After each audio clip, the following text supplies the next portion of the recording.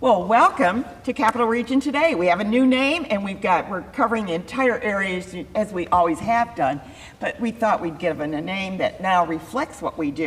We have a great lineup today, but first of all, I'd like to dedicate this show to Nina Rindinella, who is one of our team members for 20 years, and I believe they're going to bring that slide up now to show Nina, and so there she is. She's been with us for 20 years, and she passed away this past week, and I do want to dedicate the show to her.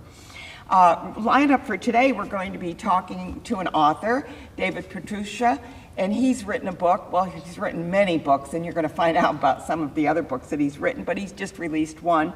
And then we're going to be over to my side, which is the Museum of Innovation and Science, and we're going to be talking about, they're going to be opening up, we're going to be talking about what they're doing and what their exhibits are. Then we're going over to the Irish American Heritage Museum and finding out what they're doing. They have a space that they've just kind of remodeled. Amazing. They have a little cottage in there, but you'll see those photos during the show. Then we're going to talk to another author who has just written some children's books, and she's an artist and written books, and we'll be talking to her about a number of things that are going on. And if we have time, we're going to tell you what's going on at Proctors and at the Palace and for the Park Theater or Park Playhouse as well. But right now we're going to start out with our first guest. His name is David Patrucia, and he's written some books. So let's find out about the book he's written right now. So hey, David. Hey. Yeah, tell me about your book that you've just written. Well, and you just happen to have a copy. I just happen to have a copy. Too long ago, and I've generally written political history and about elections, and before that I did a lot of baseball history. You did, actually, the first time you came on the show years ago, it was a baseball book that you brought on. Probably, because yeah, it was. I was co-editor of the official encyclopedia of Major League Baseball, and was president of the Society for American Baseball Research. And so you like baseball? I was a big baseball fan. Yeah. And one of the few people in the world, because who does baseball outside the United States or Japan, making a living on baseball history. But then I switched back to what I was trained to do. Historian. Which was real history. And so there were a couple transition works. There was a biography of the first commissioner of baseball, and then the gambler who fixed the World Series, Arnold Rothstein. I know that. I think that was a book you talked about. Yeah, that was a real breakthrough book for me in that way. And then we did a bunch of books on presidential elections, the 1920 election, which did very well, and which is option for a TV series by... I know, I saw that. I saw that. So this is big time. Yeah. And you're on C-SPAN. We see you on C-SPAN. That's right. Going to be on this Friday again with we're reprising, actually about baseball, the 1919 Black Sox series. So we've done that, and about the book which I've just written Too Long Ago. That was covered by C-SPAN as well. So I've done all those presidential election years, 1920, 1932, 1948, 1960. You look at parallels too. Well, yeah, you can't really avoid them, but I mean, you don't want to go too far down that path because, what I used to say, people would say, can you compare Babe Ruth and Hank Aaron and, and it's like, well, all other things being equal, all other things are never equal. Yeah, that's true. So, there are parallels, but then they branch off. So, and the original, we still have original sin. So people still react in the same way, and they have their good points and their bad points, and they argue about certain things. And those things may change over years, and sides may change over the years. Don't we see that? I mean, That's right. When you think about even just in general, we had World War II, and our enemies were the Japanese and the Germans and stuff. And I mean, and things change, and now we're friends, and so who's an isolationist? Who's an interventionist? Exactly. It's change partners in dance. That's true. That's a good way to look at it. Yeah. I want to touch on some of with politics being out in the forefront mainly now. I do want to touch on the fact that you have written books about FDR, not FDR, Teddy Roosevelt, FDR, that parallel there. So where can people find books about these, the presidential elections and your historical books on politics? Because I think people are hungry to read those books Oh, now. they're all available on Amazon and BarnesandNoble.com, and look in your local library to find those. And they're available in ebook editions, and there are a bunch of audio books as well. Aren't those nice? Yeah, they really are. Yeah. And so all those things open you up to new audiences. Exactly. And the audiobooks to me are just great because you can be doing, chopping up vegetables and listening to a book at the same time. Going for a walk, Yeah, walking the going for a dog. walk, Yeah. exactly. So what is this new book you're talking about? Well, And I think we have a slide of the picture of it it's too. it's different because it's not, well, it's for years a very good friend of mine said, you've got to do your memoirs. I don't care what you write about. I want to see more of your writing and basically how you talk and all that. And I said, no one wants. Nobody's to. interested one's- in it, no. No, and there's certain But we are. dangers to writing about yourself, the people you know, and all that. But you don't want someone else to write about it. Well, no, you get to establish the narrative, Yeah, however, exactly. if you do that. And that was January 2019. We took her out for her birthday, and it was the last time she said, "Do this as a gift for me." And I still said, no. Little did you know you were going to have plenty of time. Well, what really happened was the next month, a very good friend of mine had a massive stroke and was dead in a week. And I thought, the stories die with you. Absolutely. And, I think maybe I have to put these things down. And this is about Amsterdam. I'm from Amsterdam. It's a childhood memoir, which goes up to the time I'm going off to college. And so... So you picked a really narrow Yeah, time and I frame. thought, well, maybe I'll do 20,000 words, and within a couple months, I had 70,000 words, and then you start taking stuff out and putting more stuff in, and then you play around with it and figure out how you're going to get it out there. And so it percolated for a while, but it kind of came with a rush.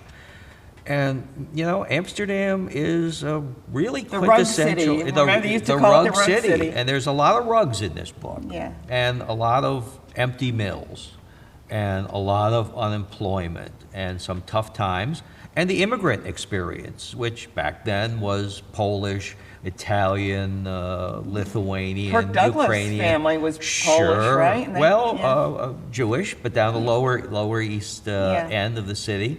And so you had all of those things coming together, and what family life was like, and community life, and not only to jog the memories of people, and I was surprised by what jogged people's memories, and people related to who read it, and it did incredibly. It's still doing very well. Right. And to also explain to the younger generation, or the generations maybe yet to come, what life, just ordinary life, was like. And it's easy to, misinterpret things and think it was all poodle skirts and Elvis Presley or something like that, and I Like Ike.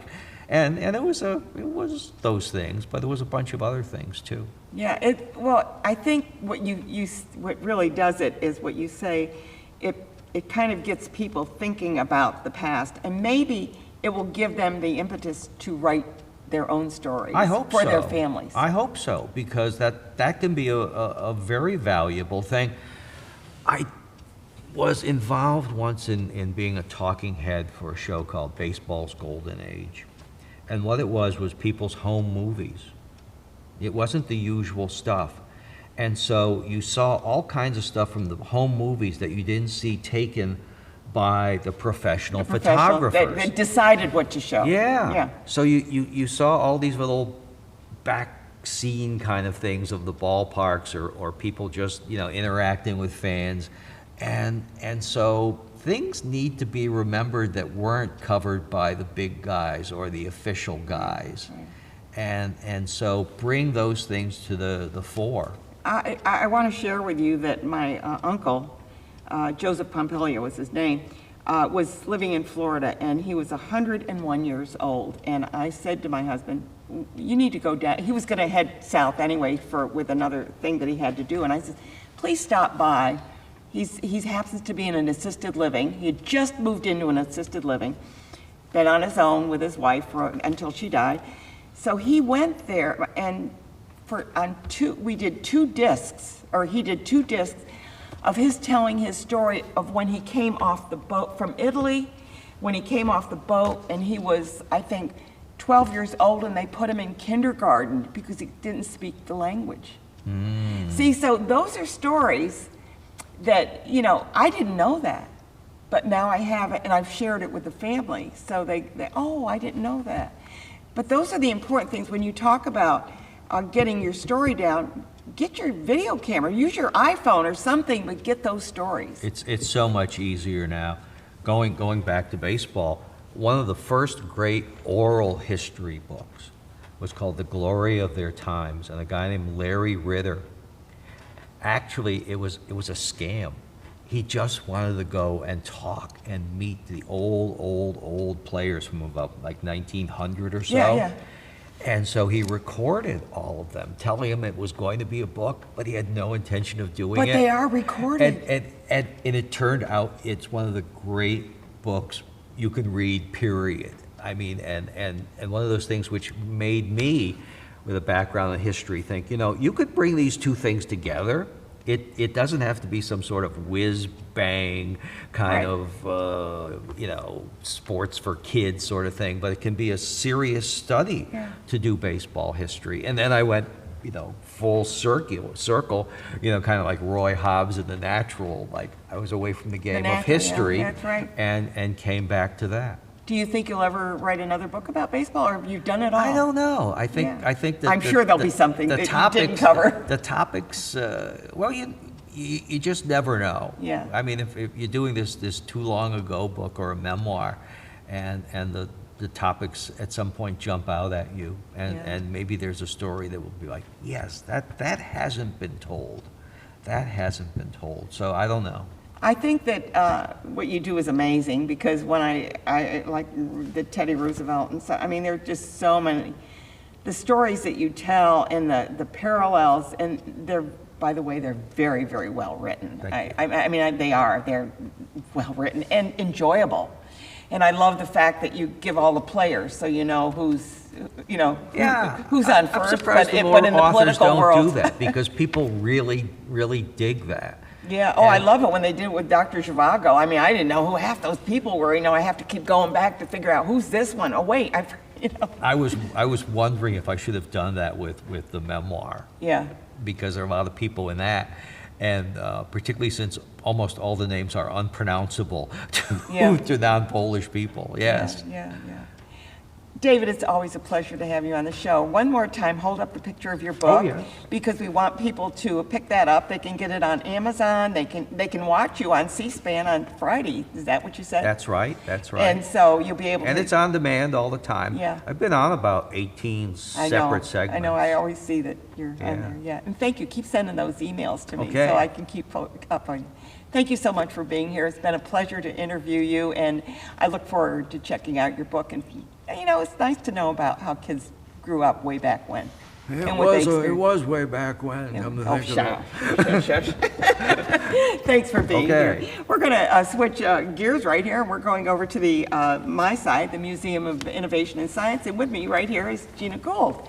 Gina, it's so good to have you here and talking about what's going on. And I saw in the paper, My Sci is set to reopen on June 5th. Yay! We are so happy to welcome everybody back. I know that you did try, and let me explain to the audience that if people have been vaccinated with the 2 vaccines, we can go maskless, but other than that, they have to remain masked. So that's our general rule here.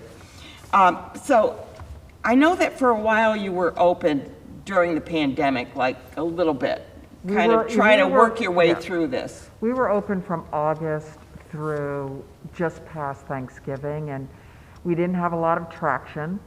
That was number one. And number two, when the second wave started to hit, it got really very scary for our patrons, you know, most of whom are grandparents bringing their grandchildren in, and for our staff. Right. So we're really excited because by the time we open, all of our staff will have been vaccinated. Right. So it's going to be much safer for our guests, for the staff. kids in our summer camps, and our staff. And we are a science museum, so we're embracing the science. Around vaccines. Yes, get your shots. Get your shots. Yeah, exactly. And with you brought Gabby. Gab, so good to see you too and to meet you. Yes. And you're doing education, right? The education, Yeah, she's our new VP of Education, and she's a huge find for us for so many reasons. Yeah. She's actually a doctor of chemistry, food chemistry. Oh, chemistry. Yes, I love food chemistry. chemistry, Yeah, I'm a chemistry and math major, so yeah, I love it. And she makes some really good food, too. Okay. Oh, there you go. Mexican food. So, all right, so let's switch to Gabby and find out what kind of educational programs are you working on? Well, we are so excited and happy to announce that we are going on site in person this next summer. Right now we are doing virtual programs to schools, and we have our February break and our April break, all virtual. We made little kits with materials, and then we are online, and the children will follow my educators or on the activities. But for the summer, we are going in person. You're going to go great. The one thing I'm kind of missing is the butterflies.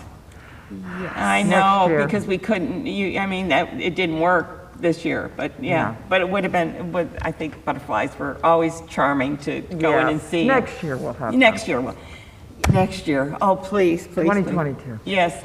We just want this pandemic to be over so that we can get together again and be as we are and give people hugs and all the rest that we normally do to keep our energy up, because that's really we've missed that a lot. So you're doing the educational end of it. Are you going to be doing the trains and everything in December if we get up there? We have we actually already created another 2 years worth of exhibit schedule. Good.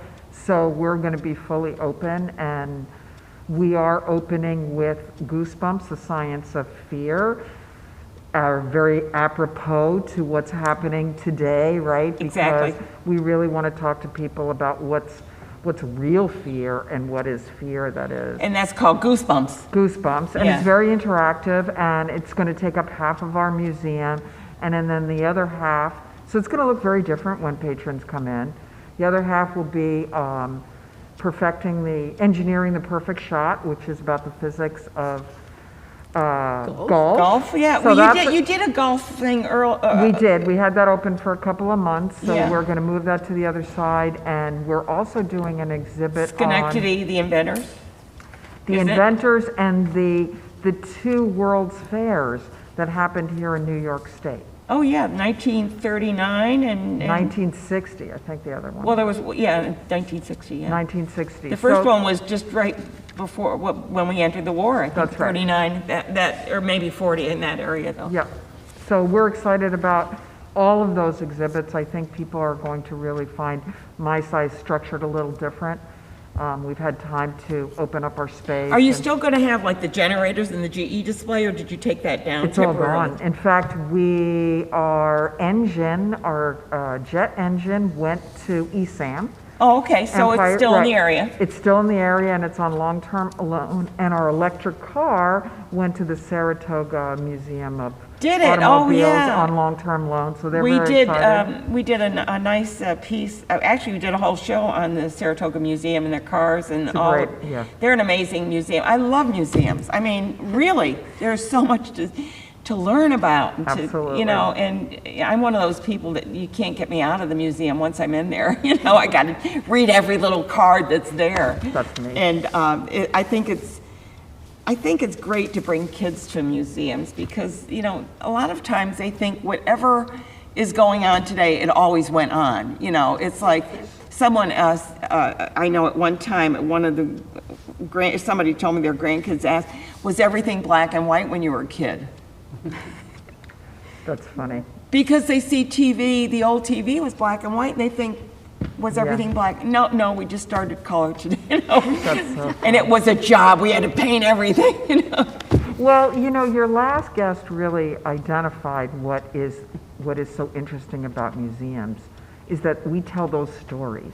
Yep. Right? And we tell stories of not just something that happened, but the players that made it happen. Right.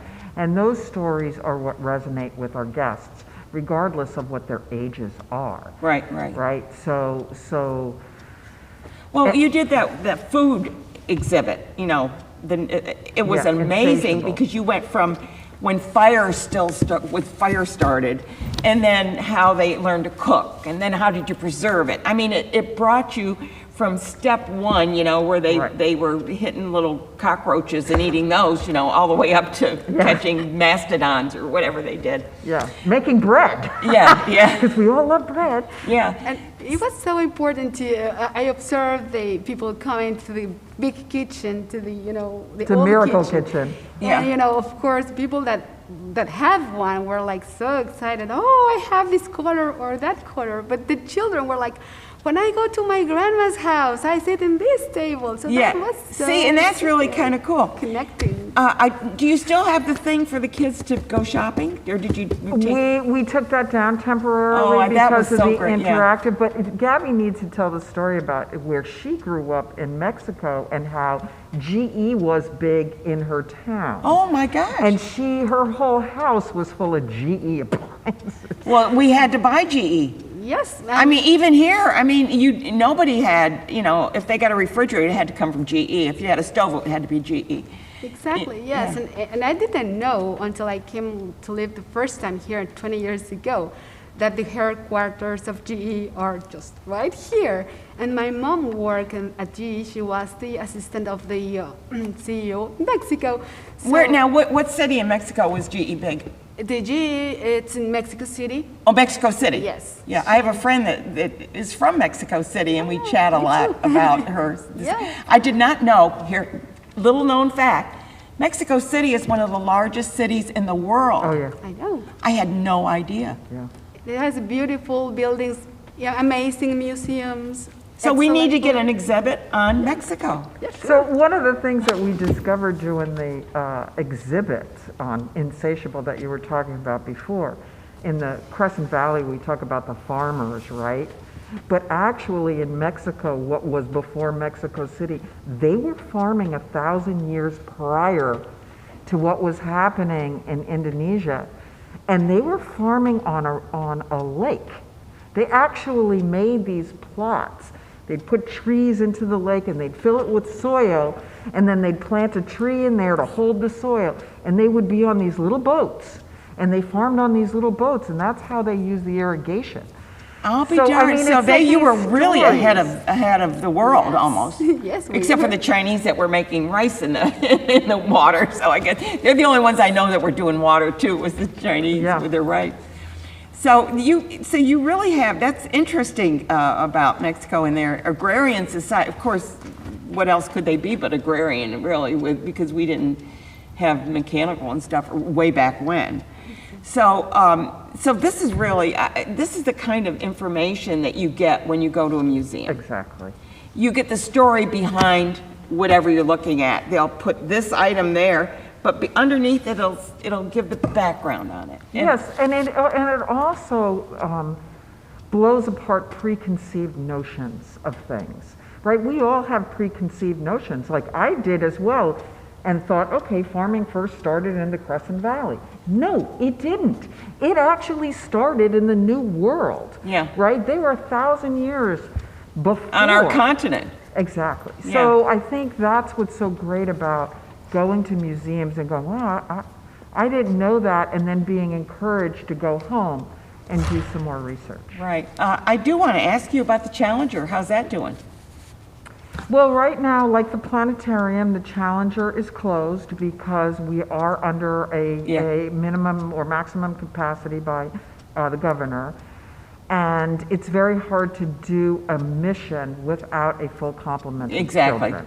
And So- and if you have not seen, if you're watching this and have not seen the Challenger Learning Center, and you have a business, get your team together and do one as soon as it's safe to do it. Exactly. But So it's a team building experience, team but it's for building, kids, it's adults. wonderful. Yes, it is. So Yeah. we're hoping we're going to just put that off for a little while and watch how the pandemic goes, because the same thing is true for our planetarium. We can only have a certain complement of people because it's a state-of-the-art planetarium, but it's small and it's in the dark, and we want to make sure people are safe. Yeah, and you have one of the few go-to. Yeah, we're state-of-the-art. Yeah, you're state of the art. I think there was about 12 in the country, I Yes. think, and you were Yes. one of them. For, So- for a rather medium-sized museum, we've got quite the technology. Yeah, and it's one of those things that if you go in there and you say, what was the sky like when I was born? They can punch in your date and you can see the sky just the way it was the day you were born. The hour. And to the hour. To the hour. I don't even know. Do people know when they were born to the Sure, hour? they put it on your birth certificate. Exactly. Oh, and really? I did that, well, with a colleague of us that runs the planetarium. She said, like, I'm going to pull the sky from Puebla, Mexico, where you are. And then he put the stars and said, like, yes, we could see different stars from there than here. Well, the sky is going to be different in Mexico than it is Exactly. here. I mean, and wherever you live, because they have to put in where you're at, the location of where you're at. Exactly. And I just love space. I mean, it's like so, Final frontier. I know. it's Boldly like- go where no man. Yeah, and then I think you can even go ahead. Is that correctly? You go back, but you can also go You can go ahead ahead. 200 years. Yes.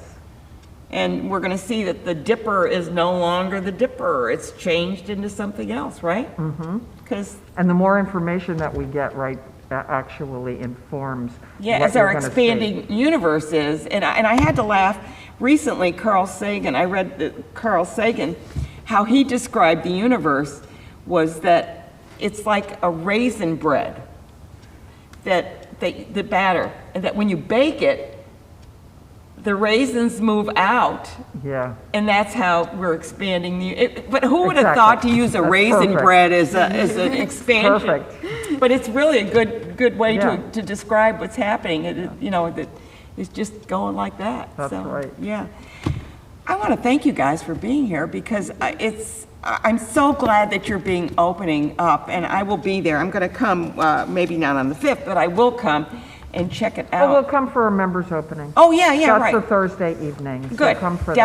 definitely. And and that's the other thing is, if you're not a member, join because they have a lot of perks with joining. Yes, and we have a new membership program now. Good, and the fact is that you get invited to special events and things, and And like us on Facebook, really, because Like you on Facebook. our social media has blown up because we really are every day mining Yeah. our archives and putting out new things about, did you know this happened here in Schenectady? Yeah. People have no idea that Schenectady really is the birthplace of technology. exactly. For the world, not Yeah. just for the United States, but for the world. Yeah. And we're sharing that. I know, and that's wonderful. Well, Gabby, I want to thank you very much for being here and learning about the education, and I'm sure that you're going to have a lot of things going on to create for the summer and for kids that are homeschooled, whatever, you're going to be doing a lot of that. Yes, check out our website, and there are like our programs there if you want more information about the summer classes and everything, safety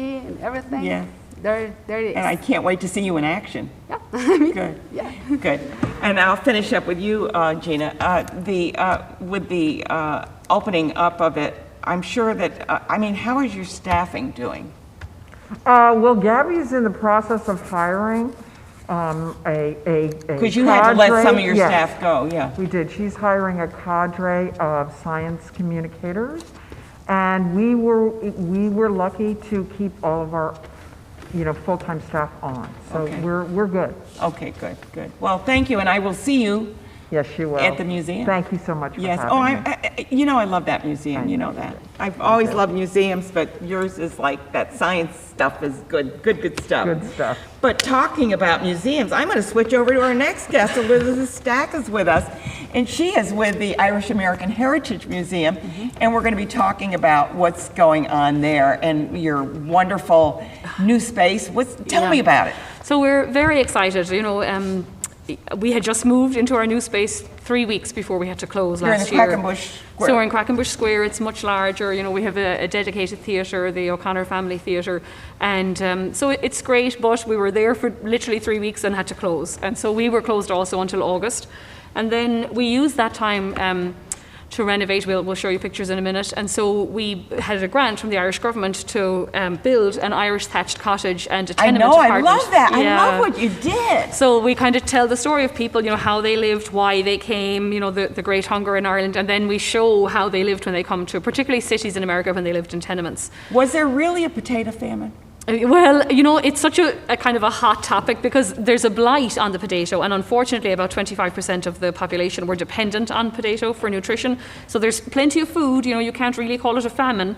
But the potato crop fails for 4 successive years. Oh, okay. And so the poor people who are dependent on the potato have nothing to eat because the food is exported or expensive, So 1 million die and 1 million leave, at least. The population has never recovered. We were 8 million before the famine, and today we're still only 5 million. So it's amazing, Oh my goodness. Yeah. But talking about food, I did hear you on AMC saying, now this is going to surprise everybody listening, corned beef and cabbage is not traditional Irish. for Yeah. St. Patrick's Day in know, Ireland. I know. It is here. It is here. And, this is the joy of running an American immigration, museum, is that the traditions from home kind of transmute when you come to the new country because you have to make do with what you have. And so corned beef was a meat that every immigrant It was a cheap group ate. meat, I think. It was think. cheap. It was preserved. How were you going to store it in Yeah. a tenement? And so, and to be honest, particularly in New York City, a lot of the butchers were Jewish, so they wouldn't handle, pork products, Right. which of bacon is the thing we eat at home. So there was a variety of factors, that meant that immigrants had to adjust, what they ate. So I think I've had corned beef and cabbage once in Ireland, and it was we call it spiced beef. It was at Christmas, and then I came here and you have it like 8 times in March. And Oh my gosh, okay, everybody, right. you got to have corned beef and cabbage. And they think they're doing you a favor, giving it. I'm like, oh, I don't like it. Well, we're off topic, but I did want to mention that because that was so, Yeah. when I was listening to you talk about that. I know it. was And people like- ask you how to cook it. I was like, I have no idea. Throw it out. Don't cook it would be my advice. That is so funny because you would think, that I know was that it. it's but Irish. it wasn't. Yeah. And the pizza here, believe me, I'm Italian. The pizza here is not the pizza that you get in Italy. Yeah, that's I mean, exactly it's right. Yeah. It's yeah. not quite. But it's and fun. Pineapple is nothing. No, you would pineapple, never put yeah, pineapple. I know. But I do enjoy that, like that, as I say, the two cultures meld, Yeah. and so, yeah. Based with COVID, we kind of had to transition everything online then. Now, we did reopen in August, and we've been the social distancing. I'm waiting for my second shot, but all the other workers are vaccinated. And we have been quiet.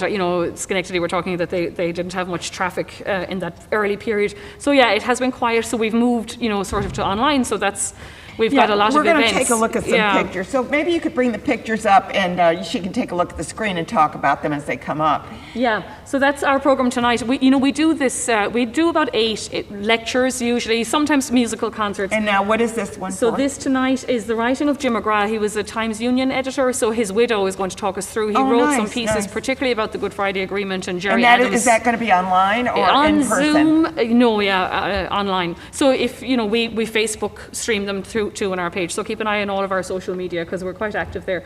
And then this on Saturday, we're celebrating the 105th anniversary of the 1916 Rising. So we have some of the local politicians coming, the American Irish legislators, the mayor, and we'll just read the proclamation, sing the national anthems and stuff and just mark the occasion because I suppose it's really the start of Irish independence and really was funded and kind of organised by Irish Americans, Right. So it's an important Yeah. event.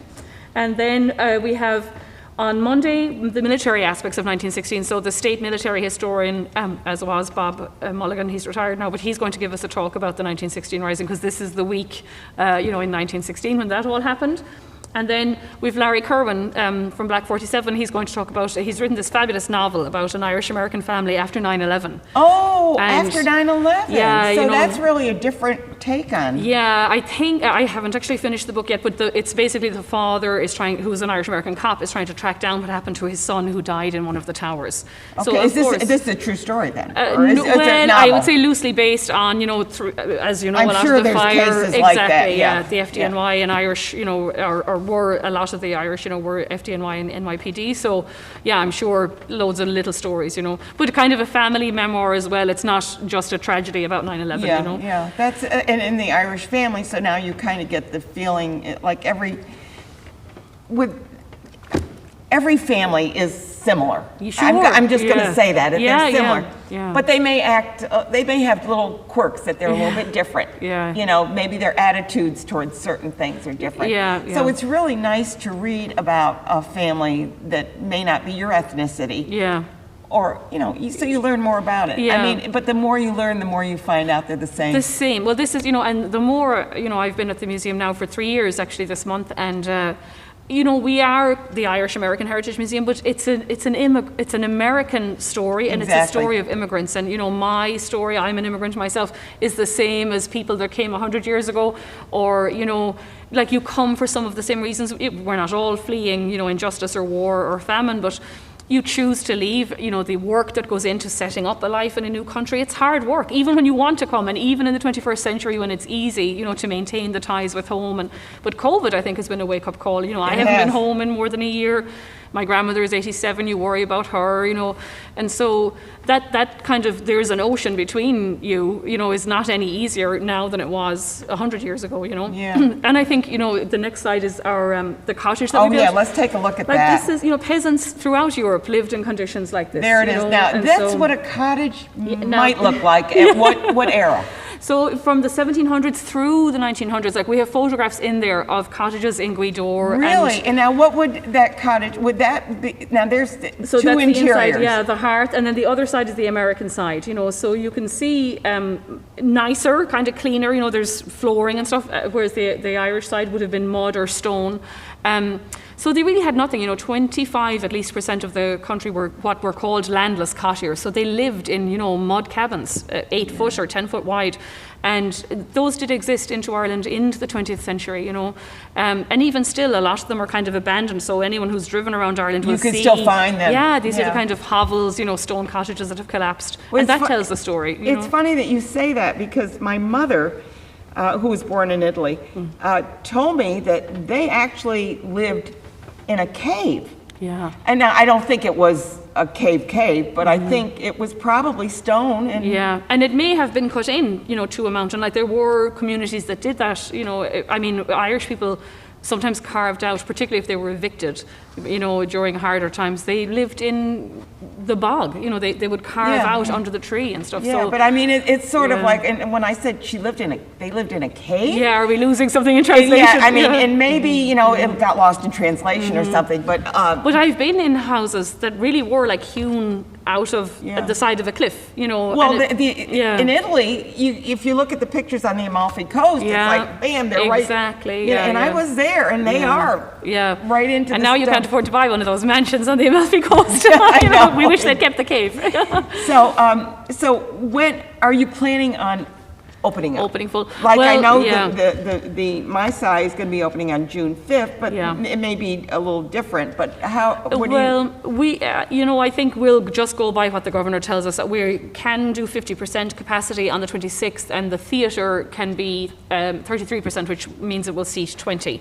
And I know you like to have music, We and do, you like to yeah. have things like that. and you- Yeah, so it's been difficult, because you do want to be safe is Yeah. the biggest thing. So we're lucky that in the new space we have a gorgeous courtyard, so we may be able to do, in fact, we are planning on doing something on the 13th, I think, of June to celebrate Yeats's birthday. So if we can do that outside in the courtyard, I think everyone will Everybody breathe be a sigh happy. of relief. Yeah, Yeah, yeah. And I And belong. then- I know other organizations. They're hoping that with Yeah. summer they can do things outside. But to be honest, I don't think Zoom is going to go away anytime soon. And that has been a mixed blessing actually, because we have done so many talks online with people that would never be able to get to Albany to come to the talk. So you can't really stop sharing, the information with these people in Rochester and Boston and, California that have been tuning in every week.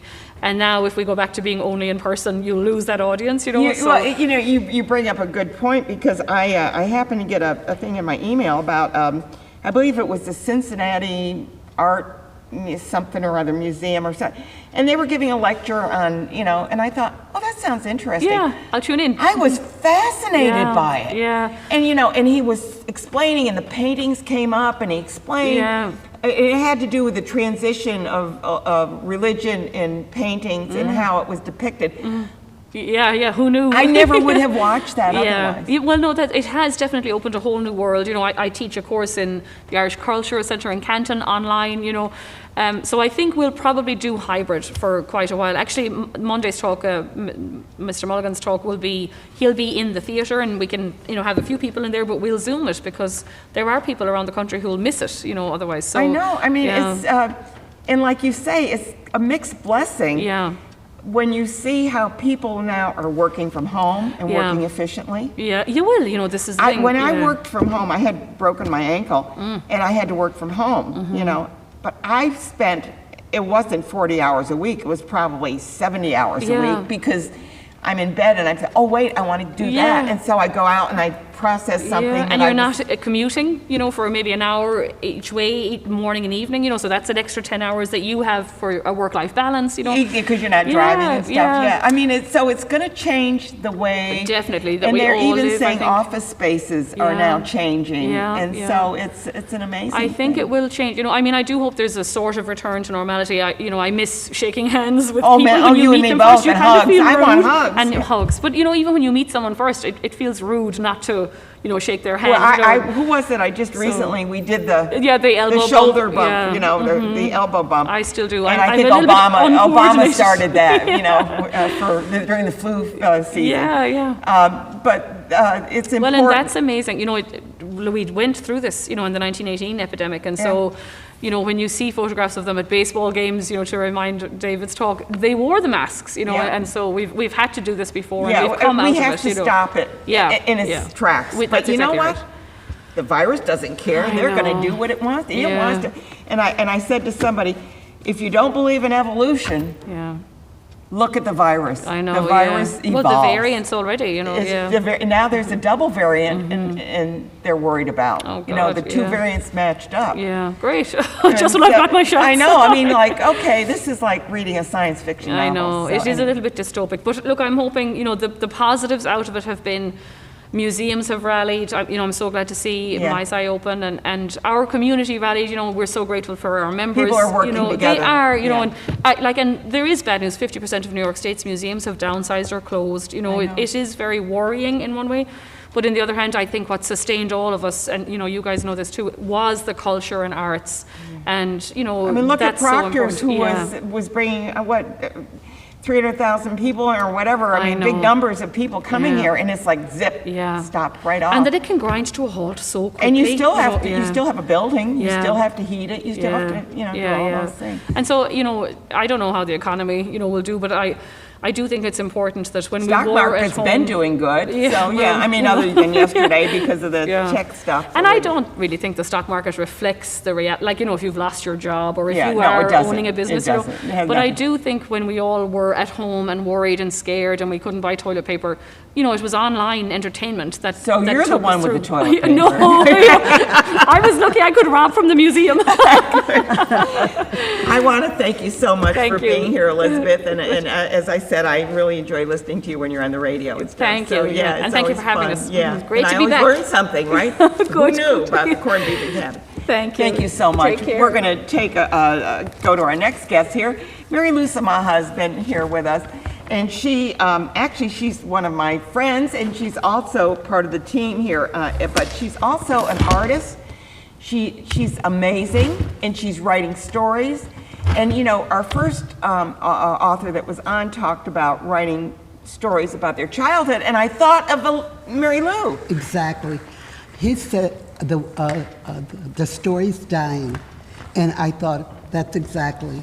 He's taking it from the grown-up aspect, bring the child. And I wanted to go into the background of how I have come into this world of cartoons and children. I illustrated for a local newspaper, Evangelist, for the did you? Evangelist, Yeah. for over 20-some years, and the character stayed in my being. I retired, and I couldn't stop drawing. But in order to illustrate for that particular work, I was doing cartoons, and then they just turned into my family. And all of a sudden, I turned that back, into being the 12-year-old little girl with pigtails wearing a yellow dress, and I can still feel the feeling of that satin on me, and it was fantastic. And then I was the oldest of 8, the bossy one, and then I made some of the children, or a pair of twins, so that I could fit them all in, so that we would be 8 kids at one, growing up together. You call them the Rainbow Kids, right? No, that's another series. That's another series. Okay, good. Okay, then I didn't know about the other one. No, these are the Sunny stories. Okay. And my my pen name is Mary Lou Sunshine. So it's Mary Lou Sunny Stories. And I have created a new world of memories as a grown-up person. But now I'm 12 years old, 21 years older than the youngest one. And I have created books these are in the manuscript I love the drawings. stages. Yeah. And this is a talent show that we would put on for our parents. As kids. So these are kind of coming from your memories. Memory and imagination, great imagination. Yeah. The Snow Cone Man. Oh, I grew up in Texas, San Antonio. It was hotter then. And we waited for the ice cream man.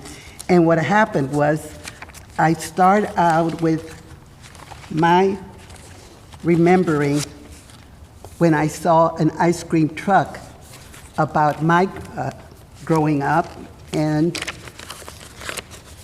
this one is today. Yeah. Oh, yeah. And there I am, the old lady looking out and remembering and still tasting that juice going down my throat. So this is what has come. But I want to add that as being a coordinator for a senior citizens music program, Malcolm's here, our beautiful piano player, musical director. And anyway, visiting those places and coming into contact with people that live, residents there, and how hungry they are for the touch of memory, the touch of somebody caring. And we are asked to stay behind and talk to them and really engage with them. Yeah. And seeing that, I thought to myself, how can I bring this world of memories back to people in a way that they can share? And I thought, sharing Sunny Stories with Mary Lou Sunshine. Yeah. And so what I was hoping to do, and COVID closed the door, was going into nursing homes, taking my little homemade little book, and then sharing it with them and asking them, did you have a sister like Gloria? Because I talk about Gloria, and God help the people that have a sister like Gloria. Oh my. But anyway, and asking them that and getting them to share, talking to one another and making friends and finding out about their own histories. Exactly. And I thought that would be life-giving.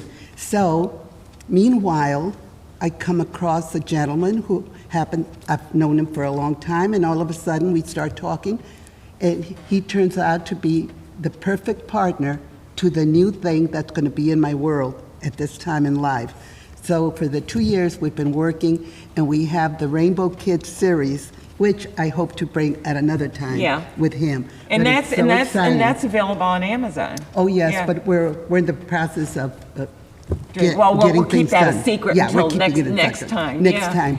But anyway, it's been a wonderful thing to do, and to think that COVID comes and you're sequestered. I mean, your hands are tied for many things, and yet I can lose myself and add page upon page of memories and good things to I love your art. Now, I'm going to ask you, when did you start drawing? And were you 5 years old and with a piece of chalk on the front yard, or what? How did that all My start? mother was a natural artist. Oh, your mother was? My mother was. And we would sit and we would draw together. Oh, really? And I would say, Mom, why are you using pink and yellow together? And she'd say, because it looks beautiful. And so it allowed you to do whatever. Right. And so it was a natural thing to come up with. Now, I've been to your home, and you have, wait a minute, you have other art on your walls. Right, traditional type. And do you still do that? Impressionistic. I wish I was, but these guys have taken you over. Taken me over. So this has a life, and it's entered your life. And it's ongoing, and everything that I see comes alive again. Do you have plans that when this pandemic is over, that you can step into nursing homes and yes. talk about your books? Definitely. And maybe stimulate that? Right, that's my next thing that I want to do. We do so much with the music, and it is so life-giving to them and to us also, that I can see that there is that population that really needs to have the chance to have a memory that's life-giving and happy. You can it's easier to sit there and be worried or, Self-absorbed, stressed yeah. and hurting and pain and all Yeah. that, with a memory that really isn't life-giving. Exactly. So we push those away and make them our own, and it is so much fun. And so I hope to be able to do that. It's interesting. When I was teaching at the College of Pharmacy, I was on the speakers bureau. You get calls from different nursing homes and different organizations. It could be the Rotary or something. And my topic was Grandma's Home Remedies. And I have a collection of Grandma's Home Remedies that would rival no one, And I was told I should write a book. I never didn't, but I had a great one. But I found that when I gave those talks to the people that were in the audience, and if it happened to be a senior citizen or a senior development, those people, were sometimes they, they're not really listening, but boy, they would perk up and they'd have their hand up. Oh, I want to tell you about the boils, what my mother said to do with the boils, or rub it with a potato and bury it in the backyard, these. And so I collected a lot more of those, yeah. Of course. So I think what you're doing, Yeah. what I'm trying to say, I guess, is that it will work. Oh, definitely. Because I know it worked for me. And And I when- had no idea that this was going to work. I mean, I thought, well, it's kind of an interesting topic, but no, I had people write me letters with their home remedies. Of course, Because they wanted we me all- to know what they did, Yes. mixing tar with this, and they could put it on a wound in Civil War, and And they the were going, garlic. it's like, so. Of course, So of do course. it. Definitely. Do it, you really need to. And at one time, I had my grandchildren putting on shows at Alzheimer's type of memory Oh, okay, there you go. homes.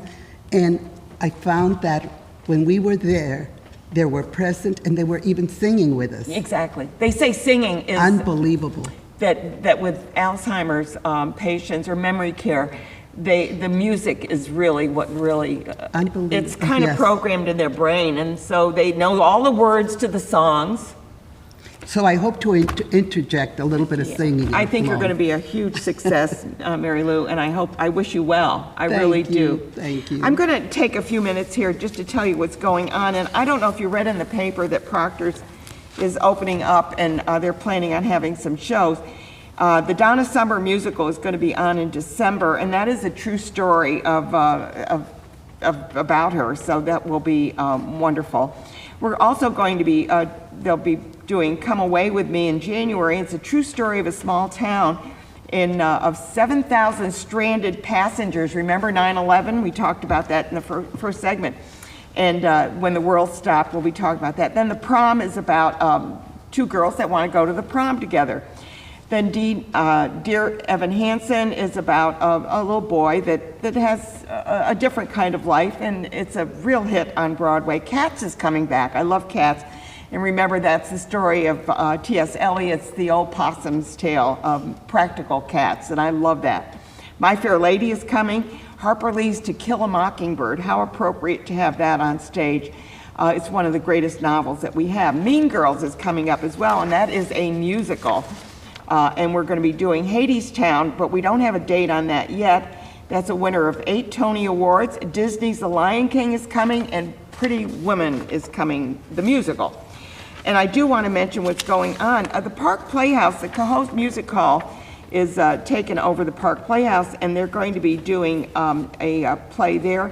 I Love You, You're Perfect, Now Change. And of course, that's a great play, and that's going to be April 30th through the May 9th. And I do want to mention also that the Palace has a number of events coming up. Cody Jenks is going to be on in May, Midsummer Sleigh. Straight, no chaser. I love that. A Midsummer's Light. No, Straight, no chaser is in September. Though both of those. Gabrielle Inglesia is in October. The Brothers Osborne is in October, and Joan Jett and the Blackhearts, I believe, are in November. So there's a lot coming up in our area, and I think it's pretty important that once these events start up, that we start supporting them and getting out there. Although we all have to be safe, I do want to remind you to, if you haven't been vaccinated yet, there's plenty of vaccination sites available. Please get vaccinated. We want you all safe. We want you here. We want you watching the show. We want you coming out and coming to Proctors, to the Palace, to all of the events and all of the community theaters that are doing so much to try and engage people in their performances. So please do that. I want to tell you what's coming up next week as well. We have some great guests coming up. The Landis Arboretum will be on, and they're located in Esperance, and we'll be talking about, I believe they have their plant sales, and of course, what a place to visit because it's all outside, and you know that you're going to be safe when you get out there because you can walk in there. And what's amazing is every kind of vegetation is labeled.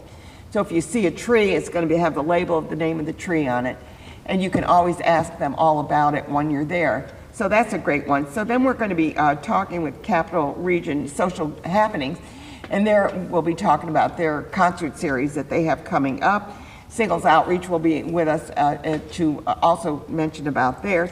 And one of our favorite people who's going to be on is Don Hyman. Don Hyman is a historian, and he performs in many of these reenactments, but he's also called the Soul Man because he is really quite knowledgeable on music of the Motown in that era. And he's met even some of the people, like some of the Supremes and things. So he talks about his experiences working with behind the stage, you know, and getting as a kid and seeing these people. So he has a lot of history to talk about. We're going to be talking to him as well. I do want to mention, if you're interested in appearing on the show, I am booking, and we're keeping, as you notice, we normally have 6 segments, but this time we're only limiting it because of COVID, and we're doing it in a different format. But if you're interested, you can certainly contact me through Facebook or however you'd like to do that. I want to thank you all for watching Capital Region Today. And we do have a new website. Our website is now Capital Region Today. We're on Instagram, Capital Region Today. We're on Facebook, Capital Region Today. And we're also on, Twitter with Capital Region Today. So we've got everything changed over, new business cards and everything. And we want to welcome all of you that are watching the show and maybe haven't seen it before. We hope that you'll watch us. We're on every week. And we film Wednesdays at Proctors in the GE Theater. So I don't have an audience now, but one of these days we'll have an audience, and we hope that you'll join us. I'm Ann Perillo, your host and producer of Capital Region Today. Thanks for watching. Okay, we're off. Thank you. Just a minute or two short, I think. But that's okay. Woo. Beautiful. Good. Mary, you look beautiful with your hair. Doesn't she? You Isn't look that like so- a little angel. Do you I know? love it.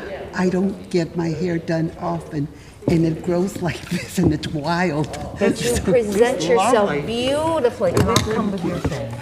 Yeah, I get my stuff here. Thank you, Anne. Was that You good? make it so easy. Well, I like to chit-chat. Oh, that's a gift. Chit-chat, chit-chat. That's Mary it. Lou gave you $10. Yeah, I okay, gave now it do to I her. have- Okay. These, okay, so, This is his, this is mine. okay, here Let me get- is Mary Lou's. Okay, good. And I'll get here's it. 20. Go ahead. I'll wait. So what is this? That's for the DVD. I never showed my, That's for My big David. friend here. okay, so he wants it. I don't think it would have come out. Oh, wait a minute, he only wants the DVD, right? No, he wants the wants the 20, 20. that goes to Malcolm. Okay, now are you gonna? You want me to bring in envelopes? No, I got envelopes, but I don't, I just didn't bother. That goes to Malcolm. Malcolm, honey. Okay. David, now the address is on there. Make sure I did it good. No, I didn't need it, but it was kind of hard to, yeah. Thank you. And I've got to get one more thing. I got to give this back to Zeb. And this goes to Zeb, wherever he is.